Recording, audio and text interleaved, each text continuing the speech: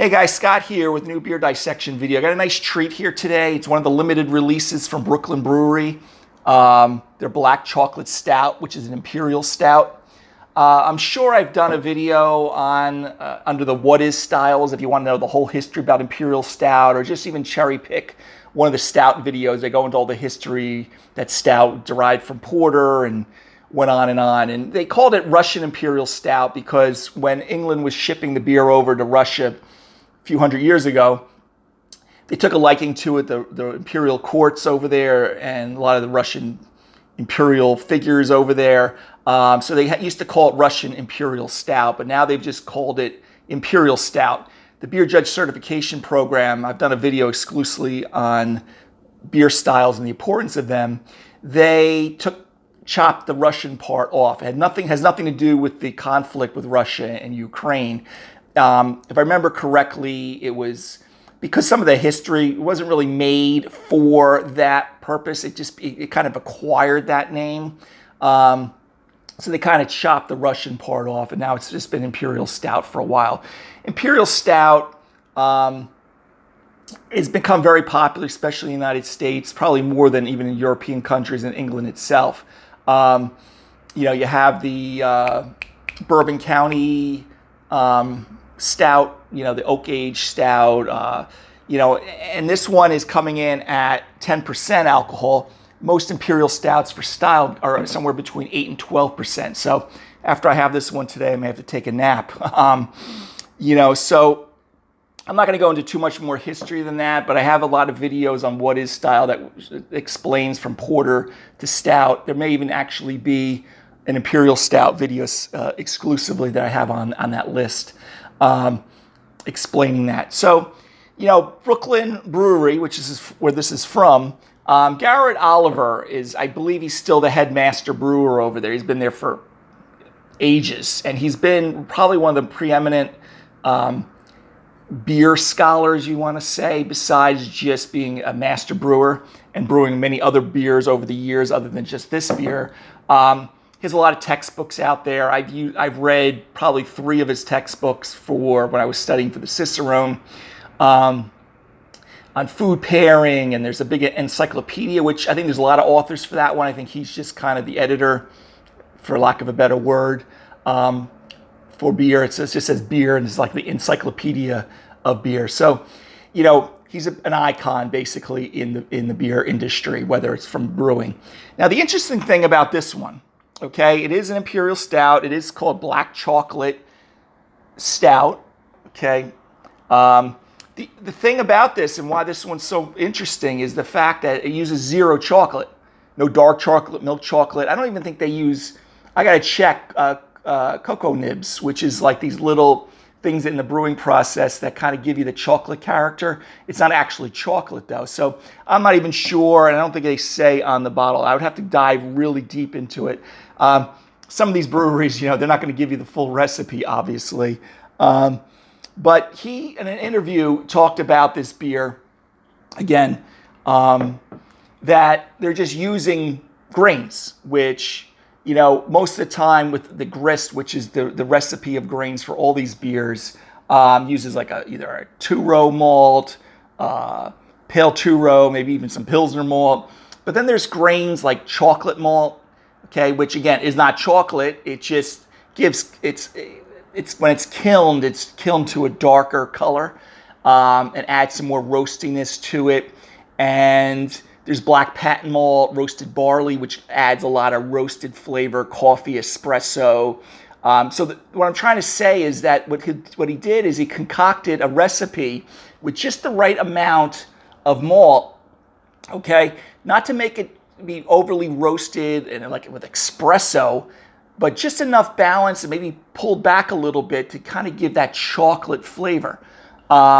So that's why a lot of these brewers, and he's not the only one that has done it. There's other beers out there. I think even Founders Breakfast Stout uses, the same techniques, but he kind of, I don't want to say perfected it, but he probably the closest to perfection with this, just using grains and the mixture of regular 2-row, chocolate, biscuit malt, roasted barley, black patent. Again, that's not maybe the specifics, but you get the idea that they kind of find the right ratio. Not probably much different than if you're making a cookie, Tate's Cookies or anyone else. They get the right sweetness with, or balance with sweetness, maybe a little salt, a little, sugar. So it's like the perfect kind of recipe. So again, maybe a little bit more than you were expecting on explaining this and a couple of highlights about what Imperial Stout is.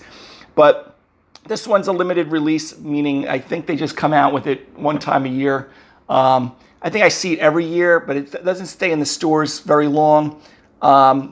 The canning date or bottling date here looks a little muddled, so I'm not going to spend a lot of time trying to read through it and guess the numbers, but I'm presuming this is pretty fresh. So I'm going to get this bad boy open here. I just got my regular tulip pint. With most stouts and porters and brown ales, that's an ideal glass for this. Okay, so again, we got Brooklyn Brewery from Garrett Oliver. Okay, black chocolate Imperial Stout, again, using 0 chocolate, all right? A lot of times, too, chocolate has a lot of oils in it that aren't desirable, okay? So, again, he's just using a nice mixture. And this is usually going to have some bitterness to it. Again, even though hop aroma and flavor will not be that important in this style of beer, but they will use enough to kind of balance, because again, it's at 10%, so it can be cloyingly sweet sometimes, these styles of beer. So let's take a look at this. We got a nice, again, I'm pouring very aggressively still these days, okay?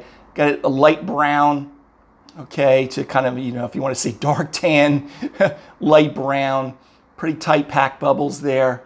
Almost got like a frothing, almost like this was nitrogenate. This is not nitrogenate, this is just CO2 in the bottle. We've kind of got a dark brown.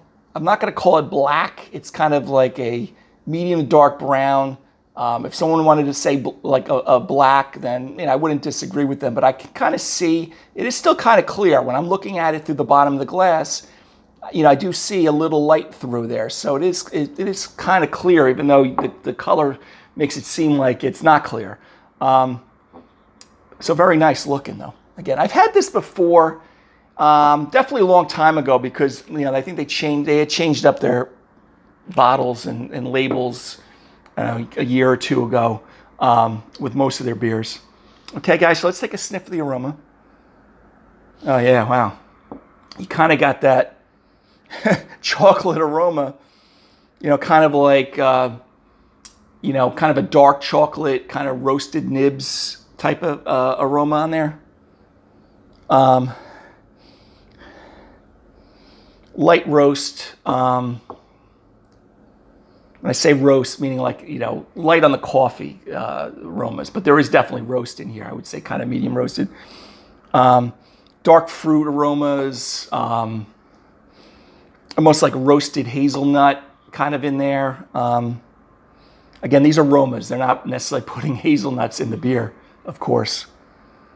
Okay, almost like a dark fruit character. Kind of like a rum-soaked raisin or fig or prune, almost like you were getting the aromas off of a Belgian dark strong. Very nice though.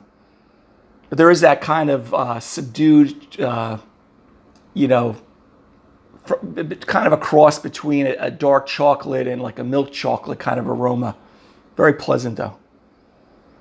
Okay, kind of gives you that warmth, rich kind of aroma that you would expect.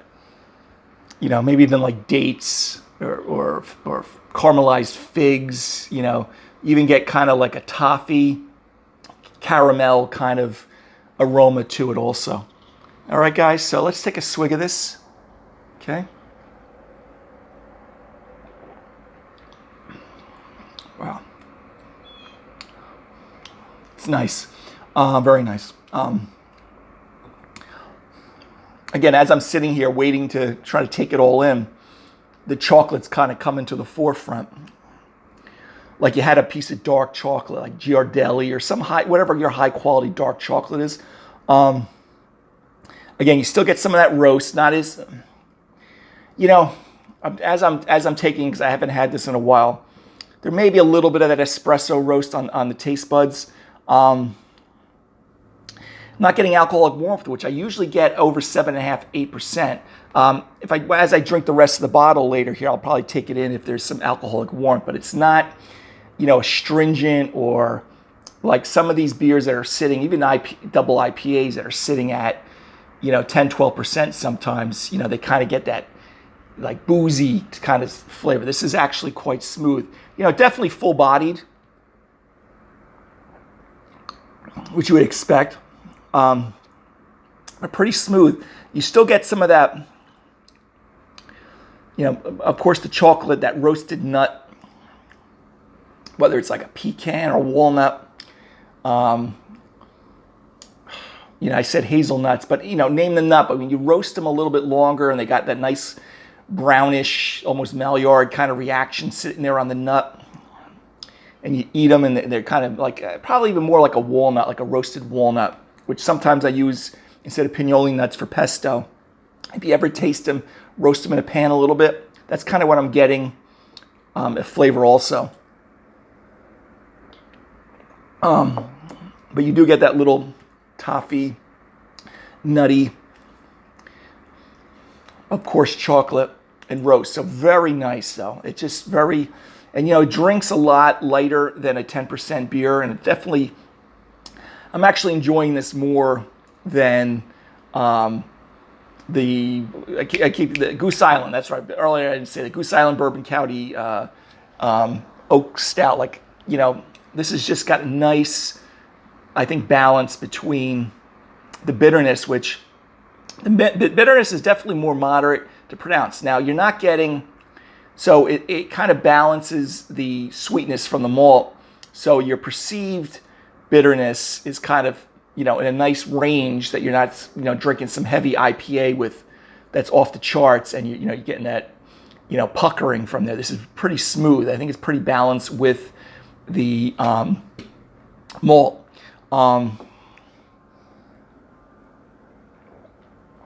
Again, I'm not going to say medium carbonation. I mean, I poured it a little while ago. But again, this is a very high quality Imperial Stout. Like I said, I'm not big for fruit or chocolates and stuff thrown in my beer and pastry stouts and things like that. This is not that. But it gives you that perception, again, of that chocolate, roast, nut, toffee, back end, maybe a little caramelization in there. On the aroma, like I said, you don't get much, I don't pick up much hop character. I don't know what hops they're using. They're probably using just enough to create the bitterness. But again, this is not a hop-dominant beer. This is definitely a malt-forward beer. Imperial Stouts are. They should not be, fruity and like an IPA or New England IPA or fruit juice like. But this is excellent. Take one more swig of it. Chocolate, like I said, that chocolate caramel roasted nut on the front end. And as you sit with it, like I said, I think the chocolate builds a little bit, like a kind of a darker chocolate flavor, all right? Remember, there's no chocolate in this at all, which again, why it's so masterfully done. And again, same thing on the nose. As I said, you get a little bit of that,